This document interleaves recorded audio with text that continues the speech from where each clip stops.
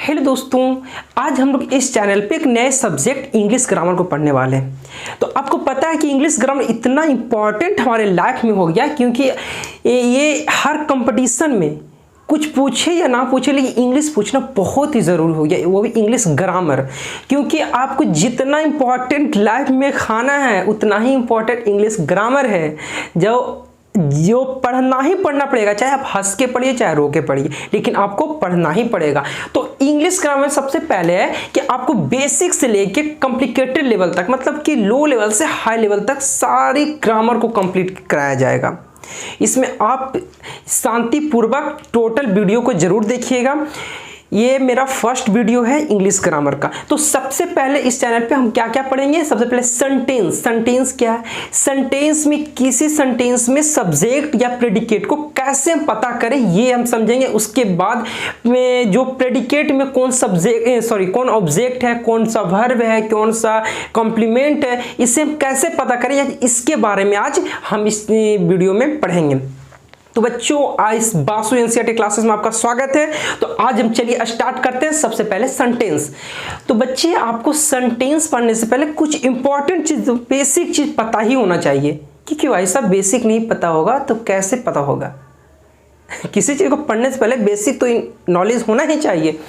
तो इस चैनल पे जो बच्चे लोग नए हैं सब्सक्राइब कर दो यार। कब करोगे सब्सक्राइब करो, शेयर करो, जितने हो सके शेयर करो, ठीक है। तो चलिए स्टार्ट करते हैं। सेंटेंस। सेंटेंस से पहले कुछ चीज को पढ़ें या समझें या जानकारी अपने नॉलेज में रखें कि क्या होता है। देखिए, तो सबसे पहले सेंटेंस बनने से पहले लेटर को समझें कि लेटर क्या होता है। ये सब बेसिक चीज है, आपको बेसिक आई थिंक आप सभी को पता होगा कि ये सब होता क्या है। चलिए, तो लेटर क्या होता है आपको पता होना चाहिए कि जो लेटर होता है, हम अच्छे इंग्लिश में लेटर कितना होता है सही बताओगे सर? 26। बहुत अच्छे दोस्तों, आपको सभी को पता है 26 लेटर है। तो लेटर है तो ये 26 कौन सा? A to Z। कितना लेटर हो गया? 26। अब उसमें पूछेंगे, चलिए जैसे बोले कि चलो लेटर हो गया कितना? लेटर हो गया 26। कौन कौन सा हो गया? A to Z। अब इसमें पूछेंगे भाई साहब वॉवेल कितना है? तो अब बताओगे सर वॉवेल तो 5 है सर। बहुत अच्छी बात, क्योंकि ये बचपन से पढ़ते आ रहे हैं यार, ये तो नॉर्मल चीज़ है। अभी सब बस ये माइंड को रिकॉल कर रहे हैं कि जो चीज़ किसी को नहीं पता है तो ये जानकारी हो जाए। जैसे बोले वॉवेल कितना है? वॉवेल कितना हो गया? 5। कौन कौन हो गया? A E I O U, ठीक है। A E I O U। अब कॉन्सोनेंट पूछेगा तो कितना बताओगे?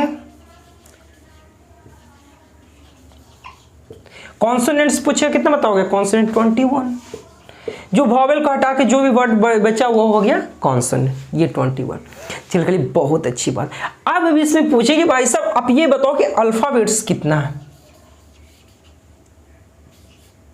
अल्फाबेट्स कितना है? अल्फाबेट्स कितना है? तो बोलोगे सर अल्फाबेट्स, बहुत से लोग ये गलती करते हैं कि अल्फाबेट बोलेंगे सर 26। अरे भाई साहब, अरे 26 अल्फाबेट नहीं है। अल्फाबेट का मतलब होता है वर्णमाला। तो वर्णमाला वर्णों का गुच्छा, वर्णों का समूह। तो वर्णों का समूह A to Z जितना वर्ड है ये वर्णों का एक समूह है। अगर A से Z तक सबको इंक्लूड कर दें तो ये हमारा क्या हो गया?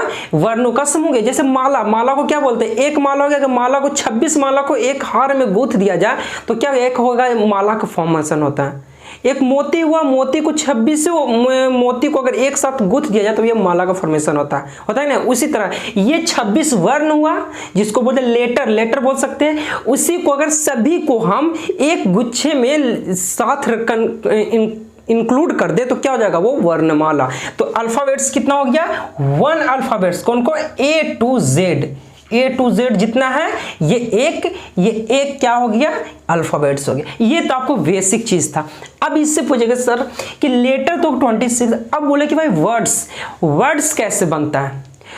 तो वर्ड्स का बनना कैसे होता है? देखो, जैसे ये वर्ड्स है, अगर सपोज वर्ड्स का है कि अरेंजमेंट, लेटर को अरेंज करके कुछ एक मीनिंगफुल या कोई एक मीनिंगफुल वर्ड्स का फॉर्मेशन होता है। कैसे? लेटर को अरेंज करके, जिससे कोई एक सेंस निकले, कोई मतलब निकले, तभी उसी को हम वर्ड्स बोलते हैं। जैसे आप इसको हम बोल सकते हैं, चलो C+A+T, इसको टोटल एक साथ करेंगे तो क्या हो जाएगा? CAT। ये क्या हो गया? कैट। कैट मीन्स बिल्ली। तो ये वर्ड्स है, ये लेटर, 3 लेटर को मिला के एक वर्ड्स का फॉर्मेशन हुआ। ठीक है, पहले लेटर को जोड़े तो वर्ड्स बना। अब इसी तरह वर्ड्स को जोड़ेंगे तो क्या बनेगा बच्चों? देखो दोस्तों, अगर वर्ड्स को जोड़ेंगे, अगर सभी वर्ड्स को अरेंज करके एक सेंटेंस का फॉर्मेशन होता है। क्या होता है? वर्ड्स को अरेंज करके एक सेंटेंस का फॉर्मेशन होता है। आई होप कि आप लोगों को समझ आ गया। तो चलिए अब सेंटेंस की ओर चलते हैं। ये तो था बेसिक, ये तो सभी को, आई थिंक सभी को पता होगा। बस एक थोड़ा सा रिकॉल, माइंड को रिकॉल किए हैं कि याददाश्त ताजा हो जाए।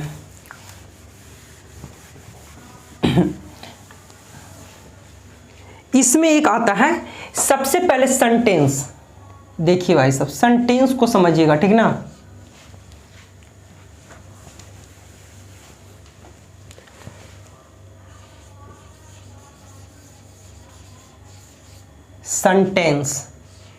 सेंटेंस है ना, सेंटेंस को हम क्या बोल सकते हैं कि अरेंजमेंट, मतलब कि वर्ड्स का अरेंजमेंट जिससे कुछ मीनिंग निकले, वही सेंटेंस कहलाता है। जैसे एक ये क्या हो गया? Ram is a good boy. एक क्या हुआ? एक ही सेंटेंस है, क्योंकि वर्ड्स को जोड़ जोड़ के क्या बनाया गया है? एक सेंटेंस को फॉर्मेशन होता है। ये जैसे राम हो गया, इज हो गया, ए हो गया, गुड हो गया, बॉय हो गया, ये सभी वर्ड्स को जोड़ जोड़ के बना के क्या बनाया गया है? एक सेंटेंस का फॉर्मेशन हुआ है। तभी हम बोल सकते हैं कि जो वर्ड्स का अरेंजमेंट ही होता, क्या कहलाता है? सेंटेंस। तो हम सेंटेंस में सबसे पहले इसको हम कैसे समझेंगे कि कौन सा सब्जेक्ट है, ये कौन सा प्रेडिकेट है। सेंटेंस को 2 भाग में बांटा गया। सेंटेंस को ये 2 पार्ट्स में डिवाइड किया गया। पहला पार्ट क्या है? सब्जेक्ट। क्या है पहला पार्ट? सब्जेक्ट। तो सब्जेक्ट और सेकंड प्रेडिकेट। तो सब्जेक्ट क्या होता है? किसी सेंटेंस में बोलेगा कि भाई ये सब्जेक्ट है, तो हम कैसे पहचाने कि ये सब्जेक्ट है, ये प्रेडिकेट है? तो चलिए इसके बारे में हम समझते हैं। तो इसका 2 भाग है। जो पहला देखिए, ये पहला यहां आइए, ये पहला क्या है?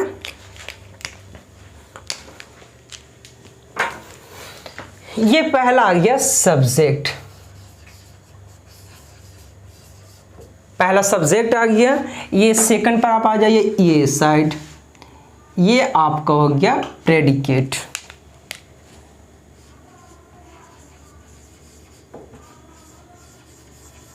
ये हो गया सब्जेक्ट, एक प्रेडिकेट। ठीक है, अब सब्जेक्ट क्या होगा? सब्जेक्ट किसी भी सेंटेंस में सब्जेक्ट कौन सा हो सकता है? सब्जेक्ट या तो नाउन हो सकता है, या प्रोनाउन हो सकता है, या क्या होता है जेरेंड हो सकता है, या क्या होता है इन्फिनेटिव हो सकता है। क्या हो सकता है? या तो नाउन होगा, या प्रोनाउन होगा, या जेरेंड होगा, या इन्फिनेटिव होगा। इसमें कुछ बच्चे को ये नहीं समझ रहा कि सर इन्फिनेटिव और जेरेंड क्या होता है, इन्फिनेटिव और जेरेंड क्या होता है। देखिए सबसे पहले इसका देखिए कि इसमें सब्जेक्ट कौन कौन सा हो सकता है। तो सब्जेक्ट भाई साहब देखिए, सब्जेक्ट जो होगा या तो आपको ये होगा, या तो ये नाउन होगा, या प्रोनाउन होगा, या जेरेंड होगा, और एक क्या होगा इन्फिनेटिव। इन्फिनेटिव होगा क्या? या तो नॉन होगा, या प्रोनाउन होगा, या जेरेंड होगा, या इन्फिनेटिव होगा। ये सब्जेक्ट में रखा जाएगा। क्या में रखा जाएगा? सब्जेक्ट में। ठीक है, अब देखिए ये सब्जेक्ट का आपको नॉन तो समझ में आ रहा है कि सर नॉन क्या होता है? नॉन क्या होगा? नॉन, इससे पहले देखिए आप इसको हम समझाते, सबसे पहले देखिए प्रेडिकेट। प्रेडिकेट को है ना, अब इसको 3 भाग में बांटा गया। कितने भागों में बांटा गया है? 3 भाग में बांटा गया। कौन कौन? एक तो इसमें वॉवेल हो जाएगा, वर्ब हो जाएगा, इसको वर्ब हो जाएगा, एक हो जाएगा ऑब्जेक्ट हो जाएगा, एक हो जाएगा कॉम्प्लीमेंट हो जाएगा। क्या क्या हो जाएगा, एक वर्ब हो जाएगा, एक ऑब्जेक्ट हो जाएगा, एक कॉम्प्लीमेंट हो जाएगा, ठीक ना। तो ये प्रेडिकेट को हम 3 भाग में इसको हम बांटते हैं। जैसे एक यहाँ ले लेते हैं, ये एक है वर्ब, और ये सेकंड क्या हो जाएगा, ऑब्जेक्ट, और ये थर्ड क्या हो जाएगा, कॉम्प्लीमेंट।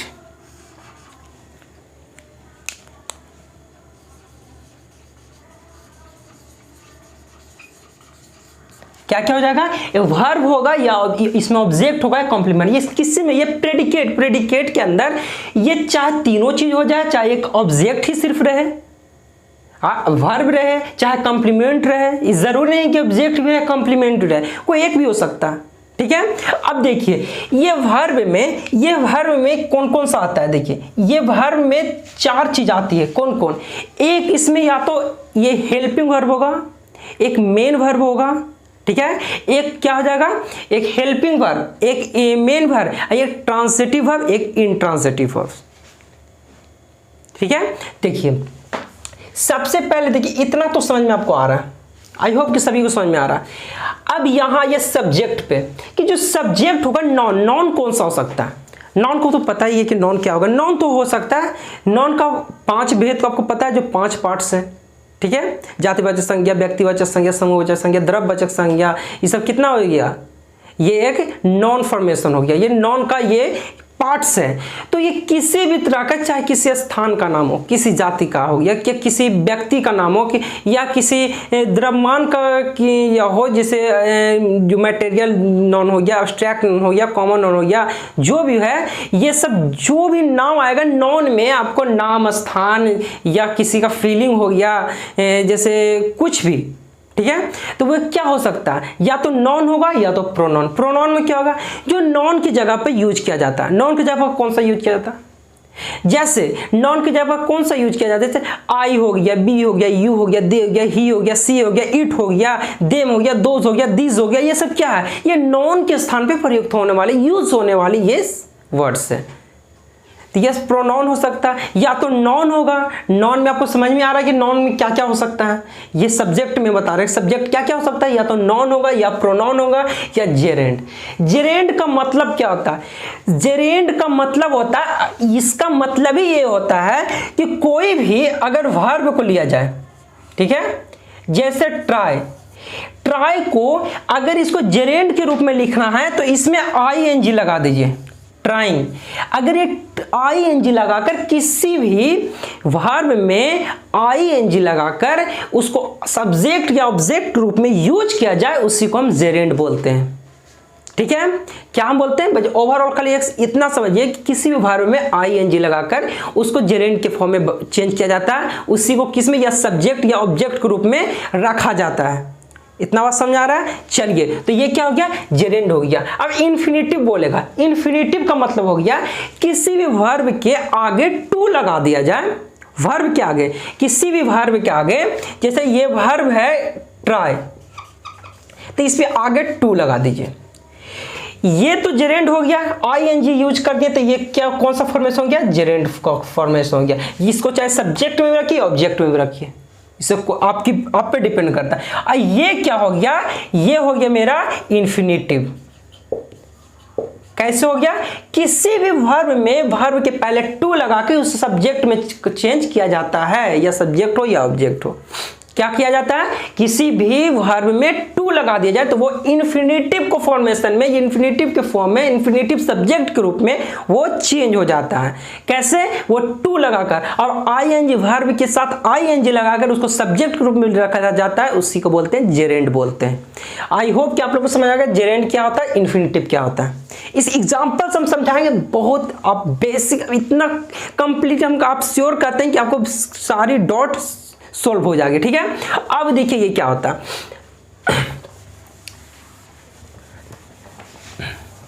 ये सभी पार्ट्स को अभी हम डिफाइन करें, ठीक ना, कि सब में क्या क्या होता है। जैसे आप एग्जाम्पल एक देखते हैं, एक एग्जाम्पल लीजिए, example, she is a good girl, she is a good girl. इसमें अगर सब्जेक्ट और प्रेडिकेट को डिफाइन करना होगा तो कैसे करोगे? सब्जेक्ट और प्रेडिकेट को डिफाइन करना होगा तो कैसे करोगे? तो देखो, हेल्पिंग वर्ब समझ रहे हो? हेल्पिंग वर्ब होता है या तो देखो, या तो is, am, are, was, were, has, have, had, will, shall, ये सब क्या एक हेल्पिंग वर्ब है। क्या है? हेल्पिंग वर्ब है। हेल्पिंग वर्ब होता है यही कि उसमें जो वाक्य में या सेंटेंस में जो हमको हेल्प कर रहा है, किसी की स्थिति को बता रहा है कि ये प्रेजेंट का है या पास्ट का है या फ्यूचर का है। क्या चाहिए? सेंटेंस प्रेजेंट की बात हो रही है, पास्ट की बात हो रही है, फ्यूचर की बात हो रही है। हेल्पिंग वर्ब का ये हमें डिफाइन करता है, ये हमें बताता है कि ये सेंटेंस किस अवस्था की बात की जा रही है, प्रेजेंट की जा रही है, पास्ट की जा रही है या फ्यूचर की जा रही है। तो इज का काम, जैसे इज एक हेल्पिंग वर्ब है, ठीक है, इज एक हेल्पिंग वर्ब है। तो इज जो हेल्पिंग वर्ब के पहले जो भी वर्ड्स आता है, जो भी वर्ड्स इसमें प्रेजेंट रहेगा वो क्या कहलाएगा? सब्जेक्ट कहलाएगा। हर ये बात समझ में? हेल्पिंग वर्ब के पहले जो भी वर्ड्स रहेगा वो क्या कहलाएगा? एक सब्जेक्ट कहलाएगा, ठीक है। तो ये क्या हो जाएगा? सी एक क्या है? ये हमारा सब्जेक्ट हुआ। इज ए गर्ल, ये पूरा मेरा क्या हो गया? प्रेडिकेट, ठीक है। ये क्या हो गया? प्रेडिकेट हो गया। अब इसमें और डिफाइन करेंगे अभी आगे, तो अभी तुम सिर्फ वीडियो देखते रहो, हम इसको और डिफाइन करेंगे। इसमें कौन हेल्पिंग वर्ब है, कौन ऑब्जेक्ट है, कौन कॉम्प्लीमेंट है, या कौन सब्जेक्टिव कॉम्प्लीमेंट है, कौन ऑब्जेक्टिव कॉम्प्लीमेंट है, सभी को डिफाइन करें। बस पेशेंस रखो, हम सभी बताएंगे। ये आपका सब्जेक्ट हो गया, प्रेडिकेट हो गया, ठीक है। अब जैसे बोले कि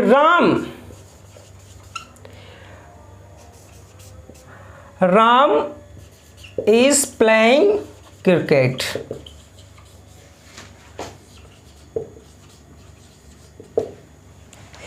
राम इज प्लेइंग क्रिकेट, इसमें सब्जेक्ट कौन है? तो इज क्या है? एक हेल्पिंग वर्ब है। हेल्पिंग वर्ब के पहले जो भी सेंटेंस, जो भी वर्ड आए वो क्या कहलाता है बच्चों?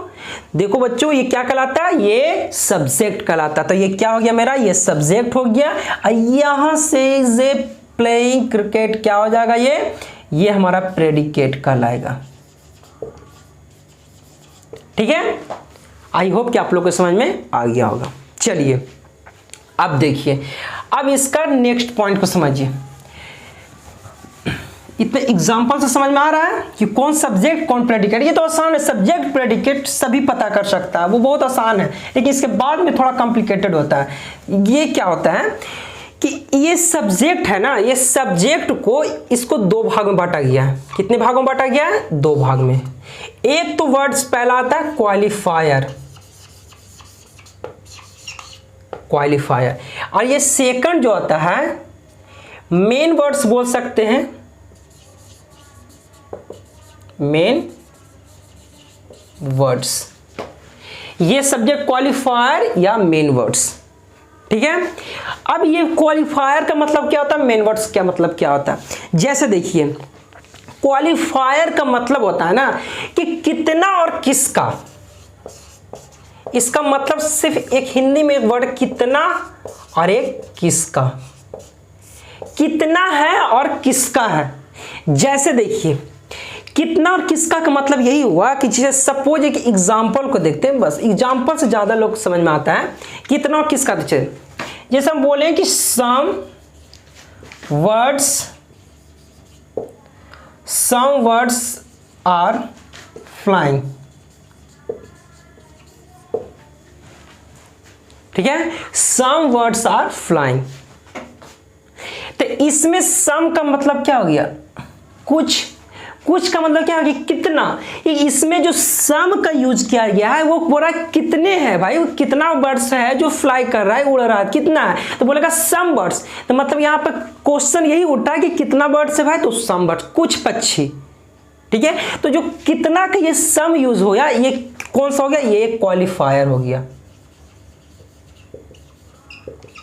क्या हो गया? ये क्वालिफायर हो गया। क्यों क्वालिफायर है? कि इसमें पूछा जा रहा है कि भाई सम वर्ड्स मतलब कितना वर्ड्स है, तो कुछ वर्ड्स, ठीक है। अब जैसे सेका, ये जो वर्ड्स हो गया ये आपको हो गया मेन वर्ड्स, कि जिसके बारे में बोला जा रहा है भाई कितना है तो क्या है, पक्षी है। तो किसके बारे में, वर्ड्स के बारे में यहां बात हो रही है, तो ये हो गया मेन वर्ड्स। ठीक है, अब देखिए सेकंड एग्जांपल को समझिएगा, एग्जांपल 2। इसमें अगर बोलेगा my brother is a doctor, my brother is a doctor. अब ये कहेगी मेरा भाई डॉक्टर है, ठीक है, मेरा भाई एक डॉक्टर है। तो भाई किसका ब्रदर, मेरा। ये तो गया कितना आ गया, इसमें आया किसका brother, my brother is a doctor. तो इसमें क्या हो गया कि जो माई है कि किसका ब्रदर है भाई, तो मेरा ब्रदर, भाई मेरा ब्रदर डॉक्टर है, किसका है तो मेरा ब्रदर। तो जो माई वर्ड यूज हुआ ये किसके लिए हुआ, ये क्वालिफायर होया, ये क्वालिफायर हुआ। क्यों हुआ क्वालिफायर, क्योंकि ये पूछ रहा है कि भाई किसका ब्रदर है, तो मेरा ब्रदर है। किसका ब्रदर, मेरा ब्रदर है। तो मेरा ब्रदर मतलब कि इसमें पूछा जा रहा क्वेश्चन कि भाई किसका ब्रदर, मेरा ब्रदर। तो जो मेरा यहां पे आएगा ये क्वालिफायर हो गया, ये क्वालिफायर। और जो ब्रदर जिसके बारे में बात हो रहा है वो क्या होगा, ये मेन वर्ड्स हो गया, मेन वर्ड्स। ये आपको क्वालिफायर मेन वर्ड्स को ऐसे फाइंड किया जाता है। ठीक है, अभी तुम सिर्फ देखते जाओ, सभी को एक साथ कंक्लूड करके सभी को फाइंड करेंगे, बस सिर्फ देखते जाओ बच्चों, देखते जाओ यार। ठीक है, चलिए अब इसमें वर्ब पे आते हैं। ठीक है,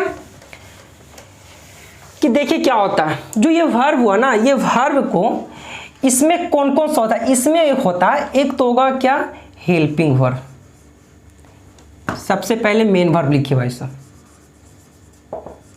main verb, helping verb, main verb, helping verb, इसमें ट्रांजिटिव वर्ब,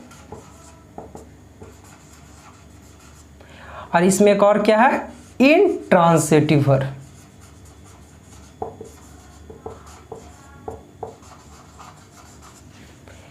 ये कौन कौन सा है भाई, देखो मेन वर्ब इसमें आता है, हेल्पिंग वर्ब आएगा, ट्रांजिटिव वर्ब आएगा, इंट्रांजिटिव वर्ब आएगा। सभी को हम एक्सप्लेन कर रही है कि क्या क्या होता है। ठीक है, और ये ऑब्जेक्ट में कौन कौन सा आएगा, देखिए ऑब्जेक्ट में जो आएगा ये आपका आ जाएगा, सबसे पहले तो आएगा इसमें डायरेक्ट ऑब्जेक्ट, एक आएगा डायरेक्ट ऑब्जेक्ट, एक आएगा इनडायरेक्ट ऑब्जेक्ट। कौन कौन सा आएगा, डायरेक्ट ऑब्जेक्ट, एक आएगा इनडायरेक्ट ऑब्जेक्ट। अब कॉम्प्लीमेंट में क्या आएगा, कॉम्प्लीमेंट में, इसमें कॉम्प्लीमेंट में आएगा, इसमें डायरेक्ट हो गया, इनडायरेक्ट हो गया। कॉम्प्लीमेंट में आपको इसमें आ जाएगा, इसमें एक सब्जेक्टिव एक आता है, क्या आता है, सब्जेक्टिव कॉम्प्लीमेंट, और एक आ जाता है ऑब्जेक्टिव कॉम्प्लीमेंट, ऑब्जेक्टिव कॉम्प्लीमेंट। एक आ गया सब्जेक्टिव कॉम्प्लीमेंट, एक आ गया ऑब्जेक्टिव कॉम्प्लीमेंट। बस इतना ही सेंटेंस का टोटल स्टैक, जो भी आपका चार्ट बना है, यस इतना ही में समझना है। तो वर्ब आ गया, main verb, helping verb, transitive. जैसे मेन वर्ब आपको पता है कि वर्ब क्या हो गया भाई, वर्ब क्या हो गया, क्रिया ही वर्ब हुआ ना, सब्जेक्ट कर्ता हो गया। तो वर्ब जो हो गया, वर्ब का जो main verb, helping verb, transitive verb या इनट्रांजिटिव वर्ब हो गया। तो ये मेन वर्ब आप तो बता सकते हैं कि बैठना, उठना, खाना पीना, प्लेइंग जो भी हो, थ्रू हो गया, प्लेइंग हो गया, स्टडी हो गया, ये सब क्या हो गया, डूइंग हो गया, ये सब क्या हो गया, एक वर्ब हो गया। सॉरी, स्टडी नहीं, डूइंग हो गया, रनिंग हो गया, वॉकिंग हो गया, ये सब क्या हो गया, एक वर्ब है। मेन वर्ब तो समझ रहे हैं। हेल्पिंग वर्ब क्या हो गया, हेल्पिंग वर्ब का जैसे इज हो गया, एम हो गया, आर हो गया, was, were, has, had, have, will, shall, ये सब क्या हो गया, एक हेल्पिंग वर्ब हो गया। कैसा हेल्पिंग वर्ब, इसमें हेल्पिंग वर्ब में ये प्रेजेंट का, पास्ट का या फ्यूचर की स्थिति को, पोजीशन को बताता है कि ये सेंटेंस प्रेजेंट की है, पास्ट की है, फ्यूचर की है। इतना समझ आ गया। अब बोलेंगे भाई साहब ट्रांजिटिव वर्ब क्या होगा। मेन वर्ब, हेल्पिंग वर्ब तो सभी को पता होता है, ट्रांजिटिव वर्ब्स क्या हो जाएगा, अब पता है आप लोग को। देखिए भाई साहब क्या होता है, ट्रांजिटिव वर्ब्स होगा कि जिसमें जिस सेंटेंस में ऑब्जेक्ट हो और सब्जेक्ट का डायरेक्ट प्रभाव किस पे पड़ रहा है, ऑब्जेक्ट पे पड़ रहा हो, या सब्जेक्ट का प्रभाव ऑब्जेक्ट पर पड़ रहा हो, तो जो उसमें वर्ब यूज किया जाता है ना, वो कौन सा वर्ब होता है, वो ट्रांसिटिव वर्ब्स होता है। ये आपको 9th 10th लेवल तक नहीं, इसे कंपटीशन में जरूर पूछता है, ठीक है। ट्रांसिटिव वर्ब्स यही होता है कि जिसमें सेंटेंस का डायरेक्ट प्रभाव किस पे पड़े, ऑब्जेक्ट पे पड़ता हो, और ऑब्जेक्ट पे पड़ने के कारण जो उसमें वर्ब यूज किया जाता है, कोई सेंटेंस होगा, सेंटेंस का डायरेक्ट प्रभाव क्या ऑब्जेक्ट पे पड़ेगी, ऑब्जेक्ट पे पड़ने का जो वर्ब उसमें प्रेजेंट होता है वो किस टाइप का वर्ब प्रेजेंट होता है, ट्रांसिटिव वर्ब्स प्रेजेंट होता है, ठीक है। अब बोलेगा इंट्रांसिटिव वर्ब्स। तो इंट्रांसिटिव वर्ब्स होता है कि अगर कोई सेंटेंस में ऑब्जेक्ट है ही नहीं तो सब्जेक्ट का डायरेक्ट प्रभाव पड़ेगा नहीं किसी पे, तो जिसमें उसमें जो वर्ब अगर जो रहा तो उसमें कौन सा वर्ब रहेगा, इंट्रांसिटिव वर्ब्स। जिसमें ऑब्जेक्ट ना हो लेकिन वर्ब प्रेजेंट हो तो उसमें कौन सा वर्ब यूज होता है, वो इंट्रांसिटिव वर्ब्स, क्योंकि सब्जेक्ट का ऑब्जेक्ट पर कोई प्रभाव नहीं पड़ रहा, ठीक है। ये आपको हो गया ट्रांसिटिव और इंट्रांसिटिव वर्ब्स। अब आइए भाई साहब डायरेक्ट और इनडायरेक्ट। डायरेक्ट ऑब्जेक्ट और इनडायरेक्ट ऑब्जेक्ट क्या होता है, जैसे आप समझिए, एक एग्जांपल को समझिए।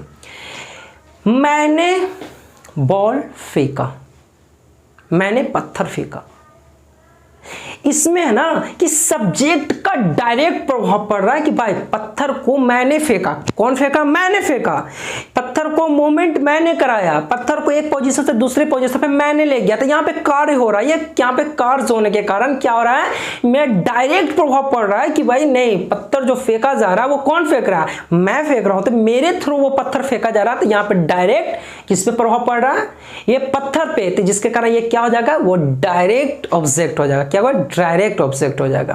अब इसका सेकंड देखिए, इनडायरेक्ट ऑब्जेक्ट। जैसे बोलो कि मैंने उसको पत्थर मारा, मैंने उसको पत्थर मारा, ठीक है, मैंने उसको पत्थर मारा। जिससे यहां पे क्या किया, मैंने काम कौन कर रहा है भाई, मैंने पत्थर फेंकने का काम किया मैंने, और लेकिन यहाँ पे सब्जेक्ट का डायरेक्ट प्रभाव किस पे पड़ रहा है, ऑब्जेक्ट पे पड़ रहा है, लेकिन वहां से एक उसके द्वारा फिर एक और प्रभाव, इनडायरेक्टली और प्रभाव पड़ रहा है, जिसके कारण वो दूसरे बंदे को चोट लग रहा है। अरे मैंने तो पत्थर फेंक दिया, लेकिन फेंकने के बाद ये तीसरे बंदे को चोट लग रहा है कि मैंने उस पे पत्थर फेंका या उसको पत्थर से मारा।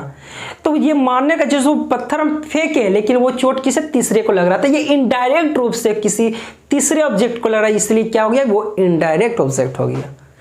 आप लोग समझ में आ रहा है क्या बोल रहे हैं, मैंने पत्थर फेंका, ये डायरेक्ट हो गया, मैंने उसको पत्थर फेंका या उस पे पत्थर फेंका, ये इनडायरेक्ट, उस पे लगा, मैंने फेंका लेकिन ये पत्थर फेंकने का काम हुआ, लेकिन फेंकने के बाद जो लगा किसको लगा, किसी दूसरे को लगा, तो वो इनडायरेक्ट रूप से वहां वर्क हो रहा है, या इनडायरेक्ट रूप से वहां पे कार्य हो रहा है। तो ये क्या हम बोल सकते हैं, इसको इनडायरेक्ट ऑब्जेक्ट। अब बोलेगा कॉम्प्लीमेंट। कॉम्प्लीमेंट होता है एक सब्जेक्टिव एक ऑब्जेक्टिव। कॉम्प्लीमेंट का मतलब क्या होता है ना, टू, एक सिंपल वर्ड समझिए कि कॉम्प्लीमेंट का मतलब ही होता है टू कंप्लीट। टू कंप्लीट का मतलब ये कि सेंटेंस को सिर्फ ये कोई सेंस निकालने के लिए या कंप्लीट करने के लिए कॉम्प्लीमेंट का यूज किया जाता है, ठीक है। सेंटेंस को एक अच्छे दिखने के लिए कॉम्प्लीमेंट का यूज किया जाता है, या उससे कुछ मतलब निकलने के लिए कॉम्प्लीमेंट का यूज किया जाता है। ऑब्जेक्ट में कि सब्जेक्ट के द्वारा उस पर कोई प्रभाव पड़े या उस पर कार्य हो या कोई उस पर वर्क हो, तभी वो ऑब्जेक्ट कहलाएगा। लेकिन कॉम्प्लीमेंट का काम सिर्फ है ना सेंटेंस को कंप्लीट करना या उसको अच्छा दिखना, कि भाई सेंटेंस ऐसा अच्छा नहीं लग रहा, इसको ऐसे लिखो तो ये अच्छा दिखेगा, बस वो टू कंप्लीट। टू कंप्लीट का मतलब हुआ कि सब सेंटेंस को कंप्लीट करना, वो क्या हो गया, कॉम्प्लीमेंट हो गया। इसमें सब्जेक्टिव होगा एक ऑब्जेक्टिव। सब्जेक्टिव को समझ रहे हैं कि क्या होगा, कि जिसमें क्या होगा, जिसमें ऑब्जेक्ट प्रेजेंट ही ना हो तो वो सब्जेक्टिव कॉम्प्लीमेंट हो, जिसमें ऑब्जेक्ट प्रेजेंट हो तो वो क्या होगा, ऑब्जेक्टिव कॉम्प्लीमेंट हो। अब इस सभी को एग्जाम्पल हम समझते हैं कि क्या होता है। जैसे आप देखो, जैसे एग्जाम्पल हम लेते हैं, देखिए एक एग्जाम्पल यहां पे लेते हैं। एग्जाम्पल जैसे रिया इज ब्यूटीफुल,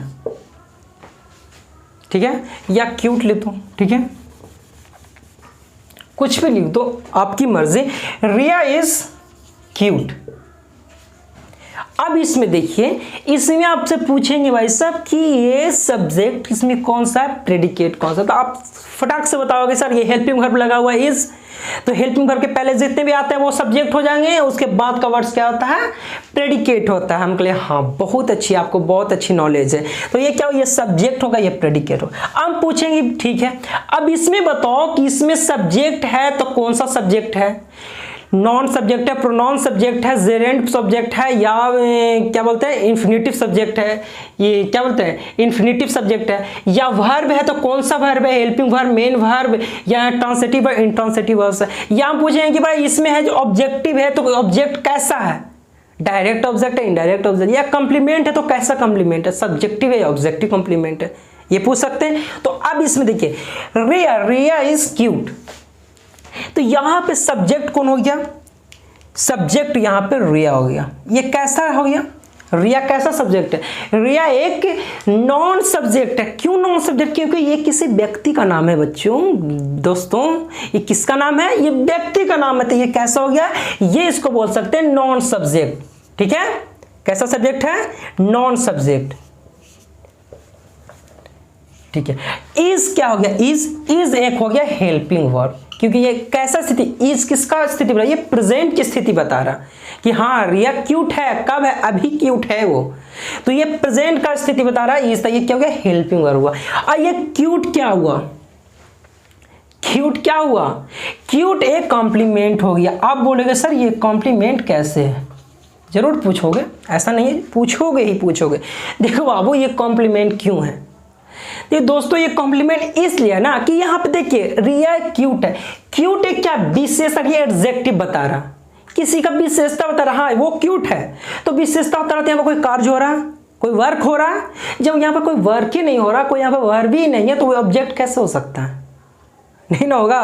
तो ये कौन सा हो गया, ये क्यूट एक विशेषता बता रहा, ये कॉम्प्लीमेंट है। ठीक है, ये सेंटेंस को कंप्लीट करने के लिए ये क्यूट का यूज किया गया, ये कैसा एक एडजेक्टिव वर्ब के रूप में ये यूज किया गया। ठीक है, तो ये कौन सा हो गया, कॉम्प्लीमेंट। अब बताओ कि ये सब्जेक्टिव कॉम्प्लीमेंट है या ऑब्जेक्टिव कॉम्प्लीमेंट है। तो बताओगे सर कि इसमें अगर ऑब्जेक्ट है ही नहीं, अगर ऑब्जेक्ट रहता तो अगर वो नहीं ऑब्जेक्ट में आ जाता, तो इसमें ऑब्जेक्ट है ही नहीं, तो ये कौन सा कॉम्प्लीमेंट हो गया, ये सब्जेक्टिव कॉम्प्लीमेंट है, क्योंकि इसमें ऑब्जेक्ट है ही नहीं। यहाँ पे ये क्या बोले, सब्जेक्ट द्वारा कोई कार्य इस पर हो ही नहीं रहा, या किसी ऑब्जेक्ट पर किसी प्रभाव किसी पे पड़ ही नहीं रहा, तो ये क्या हो गया, सब्जेक्ट का प्रभाव किसी पे पड़ ही नहीं रहा, तो ये जाहिर सी बात है सब्जेक्टिव कॉम्प्लीमेंट हो गया। ठीक है, चलिए अब इसका नेक्स्ट एग्जाम्पल को देखते हैं। जैसे अगर हम बोल दें कि चलो नेक्स्ट एग्जाम्पल, जैसे Patna, Patna is a nice city, Patna is a nice city. अब इसमें बताओ कि पटना, तो इसमें सब्जेक्ट कौन सा है, सब्जेक्ट कौन सा है, क्योंकि किसके बारे में बात हो रही है, पटना के बारे में बात हो रही है, तो पटना एक क्या हो गया, सब्जेक्ट हुआ, क्योंकि ऐसे भी समझो कि हेल्पिंग वर्ब से पहले आ रहा है, इज क्या है हेल्पिंग वर्ब से पहले आ रहा है, तो पटना क्या हो गया, ये पटना हो गया। जो बच्चों क्या हो गया दोस्तों, ये पटना हो गया मेरा सब्जेक्ट। कैसा सब्जेक्ट हो गया, ये मेरा सब्जेक्ट हो गया। पटना कोई स्थान का नाम है, तो ये गया नॉन सब्जेक्ट हो गया। कैसा सब्जेक्ट हुआ, नॉन सब्जेक्ट हुआ, तो ये हमको नॉन सब्जेक्ट हो गया, सब्जेक्ट सिर्फ लिखता है। ठीक है, इज क्या हो गया, एक हेल्पिंग वर्ब हो गया। A nice city, a nice city क्या हो गया, ये किसी, देखो इस पटना की कोई विशेषता बता रहा है कि भाई कैसा शहर है, ये नाइस सिटी है, अच्छे शहर है। ठीक है, तो नाइस सिटी ये यहाँ पे कॉम्प्लीमेंट ही है, क्योंकि यहाँ पे कोई कार्य हो रहा है, सब्जेक्ट द्वारा कोई यहाँ पे कार्य हो रहा है, नहीं हो रहा, कोई वर्क यहाँ पे कोई मोमेंट हो रहा है, नहीं हो रहा, ये तो किसी का विशेषता बता रहा है कि हाँ भाई ये पटना अच्छा सिटी है, गया अच्छा सिटी है, मैं लखनऊ एक अच्छा सिटी है, ये किसी का विशेषता बताया जा रहा है। इसका मतलब यहाँ पर कोई कार्य नहीं हो रहा, तो ये कौन सा हो गया, कॉम्प्लीमेंट। ये कैसा कॉम्प्लीमेंट हो गया, जब यहाँ पर ऑब्जेक्ट है ही नहीं तो कौन सा कॉम्प्लीमेंट हो जाएगा, कौन सा कॉम्प्लीमेंट हो जाएगा, ये आपका आ जाएगा। ऑब्जेक्ट नहीं है कि मतलब क्या हुआ कि सब्जेक्ट का प्रभाव किसी पे नहीं पड़ रहा, इसका मतलब ऑब्जेक्ट नहीं है, तो ये subjective complement, S for subjective a complement. सबको समझ में आ रहा है? ये क्या हो गया? सब्जेक्टिव कॉम्प्लीमेंट हो गया। अब चलिए इसका नेक्स्ट एग्जांपल को समझते हैं, इसको क्लीन कर देते हैं। चलिए सिर्फ एग्जांपल को समझिए, बहुत अच्छा सा आपको समझ में आ जाएगा। ठीक है,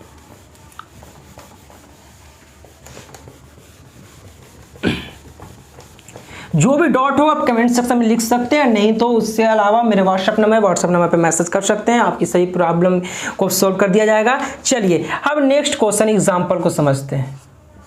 एग्जांपल जैसे बोले you are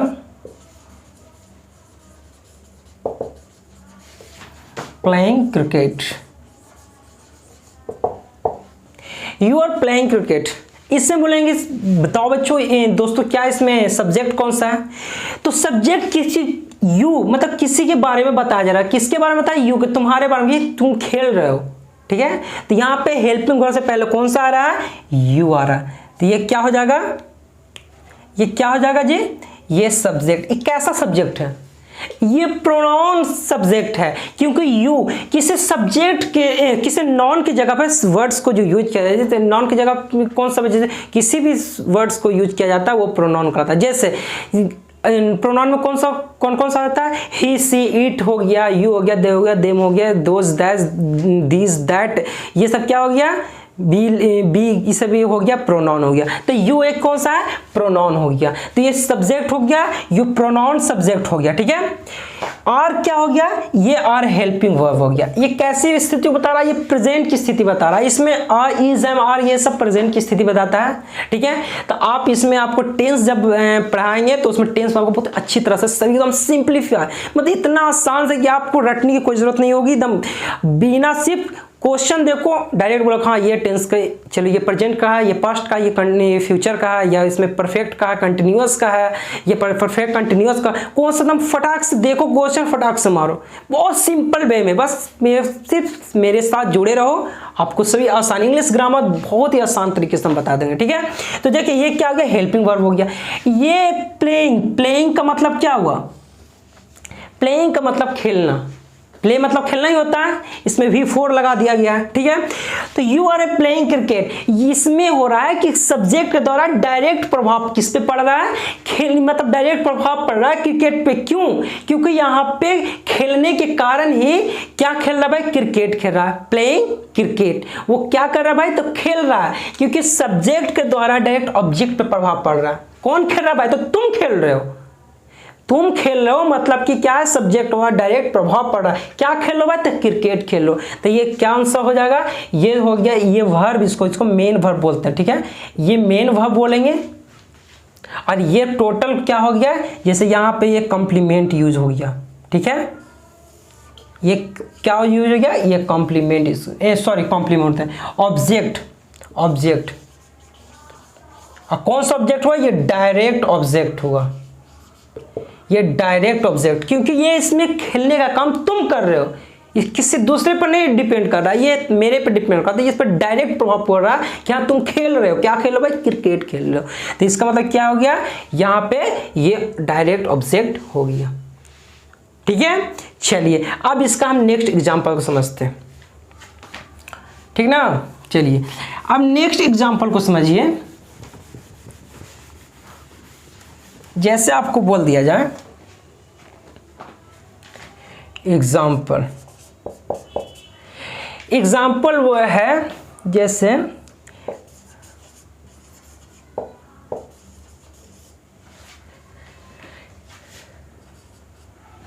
reading is a good habit. Reading is a good habit, पढ़ना एक अच्छी आदत है। ठीक है, इसमें बोलेंगे कि अब बताओ कि इसमें सब्जेक्ट कौन है? इसमें सब्जेक्ट कौन सा है? ऐसा तुम समझ रहे हो कि नॉन प्रोनाउन तो समझ रहा है।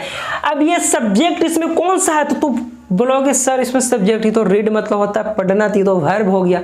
नहीं बच्चों, नहीं दोस्तों, क्यों नहीं हुआ? इसलिए नहीं हुआ कि आपको हम पहले बताएं कि जेरेंड क्या बताए थे कि जेरेंड में होता है कि वर्ब के में आईएनजी का यूज कर दिया जाए, वर्ब में आईएनजी का यूज करके उसको हम सब्जेक्टिव या ऑब्जेक्टिव सब्जेक्ट या ऑब्जेक्ट में रखा जाए, उसी को हम क्या बोल सकते हैं? उसको सब्जेक्ट बोल सकते हैं। ठीक है, या सब्जेक्ट में रखो या ऑब्जेक्ट में रखो। इसमें आईएनजी, तो ये रीड क्या वर्ब है, वर्ब के साथ क्या बोले थे कि आईएनजी लगाकर, तो वर्ब के साथ ये आईएनजी लगा दिया, तो ये कौन सा हो गया? ये हो गया हमारा सब्जेक्ट हो गया। ये कैसा सब्जेक्ट हो गया? ये सब्जेक्ट कैसा सब्जेक्ट हो गया? ये जेरेंड सब्जेक्ट हो गया। Gerund, G for gerund, S for subject, gerund subject हुआ क्योंकि वर्ब के साथ आईएनजी का यूज कर दिया, और किसी भी वर्ब के साथ आईएनजी लगाकर उसको सब्जेक्ट में रखा जाता है, उसी को हम जेरेंड सब्जेक्ट बोलते हैं। ठीक है, ये आपको ओवरव्यू सिर्फ बता दिया जा रहा है।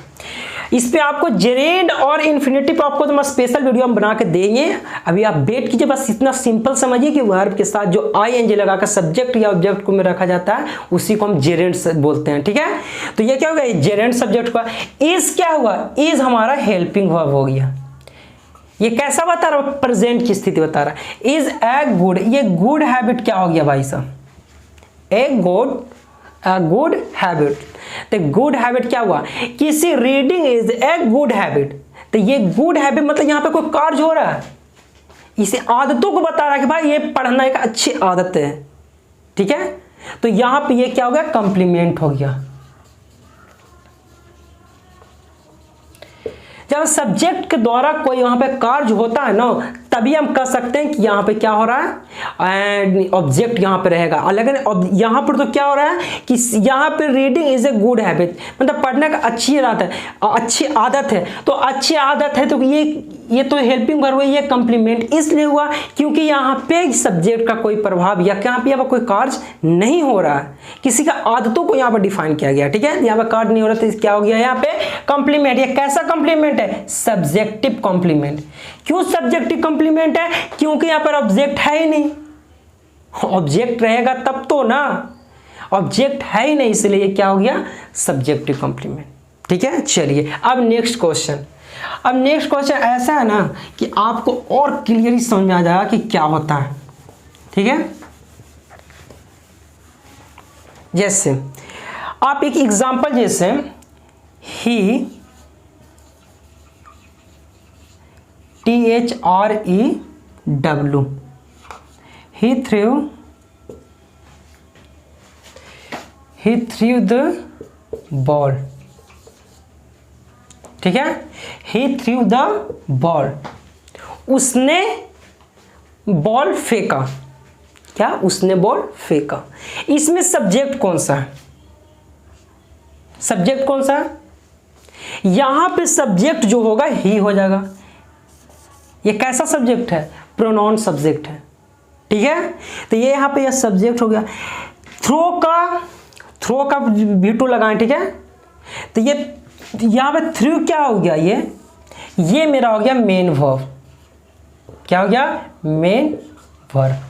यही मेन वर्ब हो गया।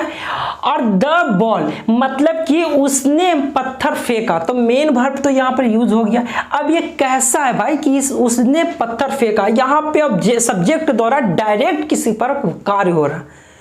किसने पत्थर फेंका? उसने पत्थर फेंका। ठीक है, तो ये कैसा यहाँ पर ये ऑब्जेक्ट हो जाएगा? यहाँ पे ये हो जाएगा डायरेक्ट ऑब्जेक्ट हो जाएगा। तो ये कौन सा हो जाएगा? Direct object. उसने पत्थर फेंका, डायरेक्ट ऑब्जेक्ट हो गया। ठीक है, अब चलिए इसी का नेक्स्ट हम देखते हैं। तो नेक्स्ट क्या होता है? जैसे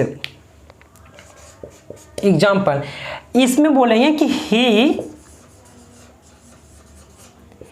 through the ball on me, उसने मुझ पे पत्थर फेंका। उसने मुझ पे पत्थर फेंका। तो इसमें देखिए ये ही क्या हो गया? ये तो हमको पता है कि प्रोनाउन सब्जेक्ट हो गया। P for pronoun, S for subject. ये मतलब PS नहीं समझ जाना जी, ये प्रोनाउन सब्जेक्ट हो गया। चलिए खाली सब्जेक्ट लिखते हैं, प्रोनाउन आप समझिएगा। ठीक है, ये सब्जेक्ट हुआ। ये आपका मेन वर्ब हो गया। थ्रो मींस फेंकना, फेंकना एक मेन। उसने मुझ पे पत्थर फेंका, उसने मुझ पे पत्थर फेंका। तो इसमें क्या हुआ कि भाई जो पत्थर फेंकने क्या हो रहा है कि वह ये है कि वह मुझ पे पत्थर फेंका या उसने मुझ पे पत्थर फेंका, तो वह फेंका पत्थर, लेकिन किस पे? मुझ पे पत्थर फेंका। यहाँ पे सब्जेक्ट के द्वारा डायरेक्ट प्रभाव तो पड़ रहा है कि भाई पत्थर फेंका, लेकिन पत्थर फेंका तो किस पे फेंका?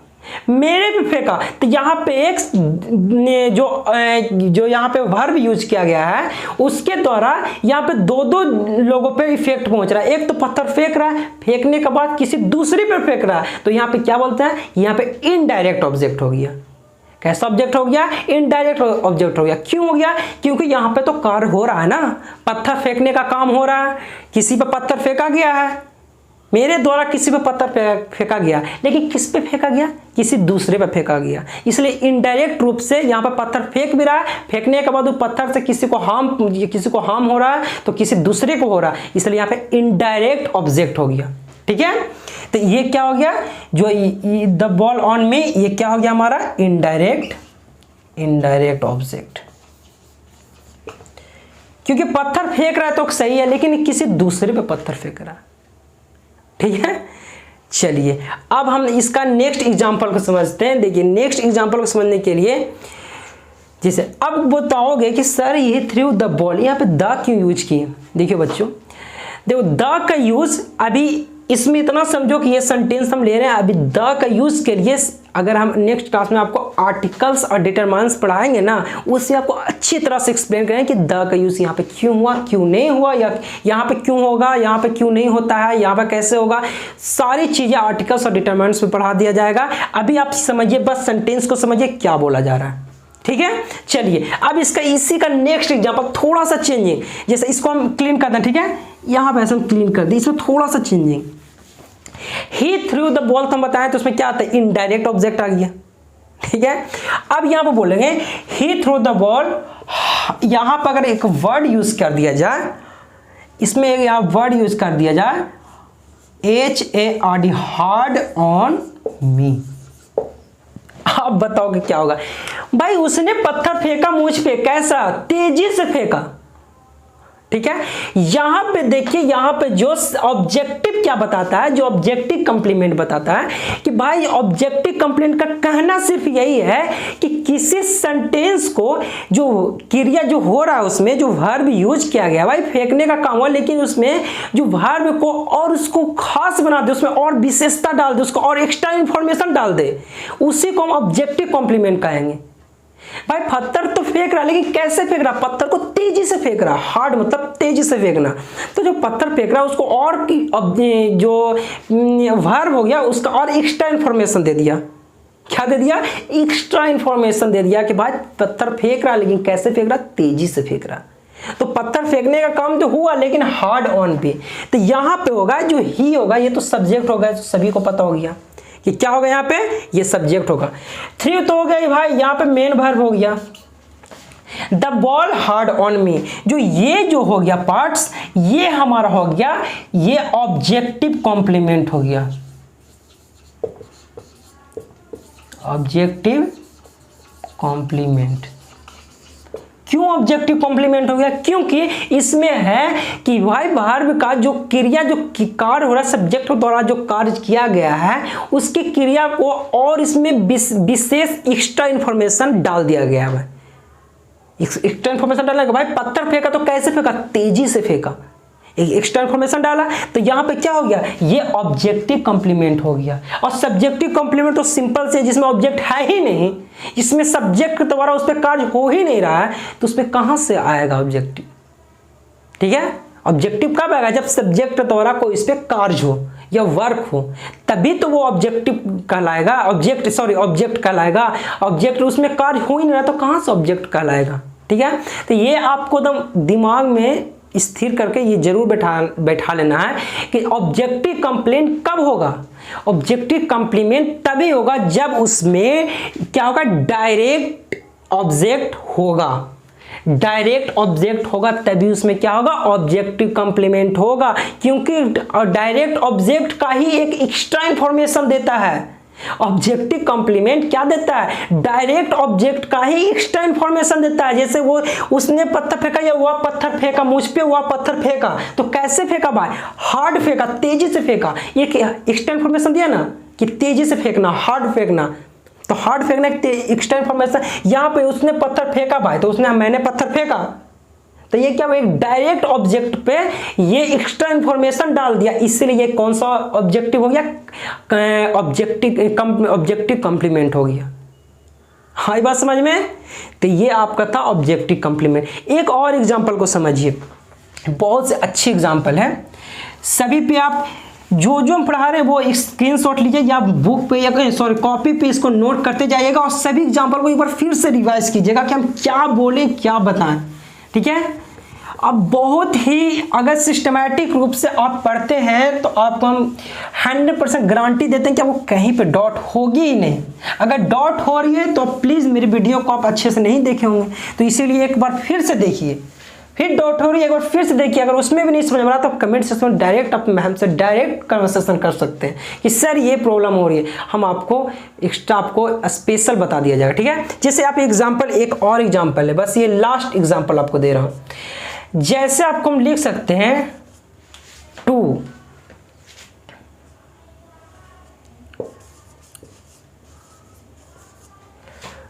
Read is a good habit.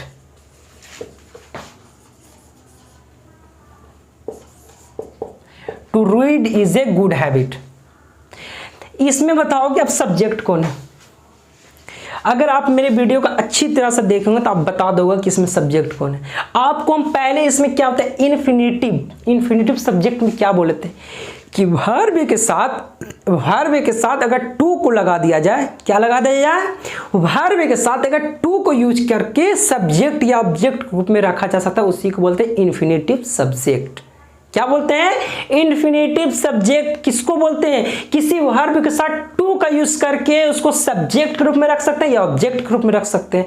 तो यहाँ सब्जेक्ट रूप में रख रहे हैं, तो ये क्या, हेल्पिंग वर्ब से पहले क्या आ गया, टू रीड। रीड एक वर्ब है, तो ये मत समझना कि ये वर्ब है, क्योंकि हम पहले बता चुके कि वर्ब के साथ टू का यूज किया है। ये टू का जैसे यूज करेंगे इसका चेंज किस में हो जाएगा, एक इन्फिनिटिव सब्जेक्ट के रूप में चेंज हो जाएगा। तो ये कौन सा सब्जेक्ट हो गया भाई साहब, ये हो गया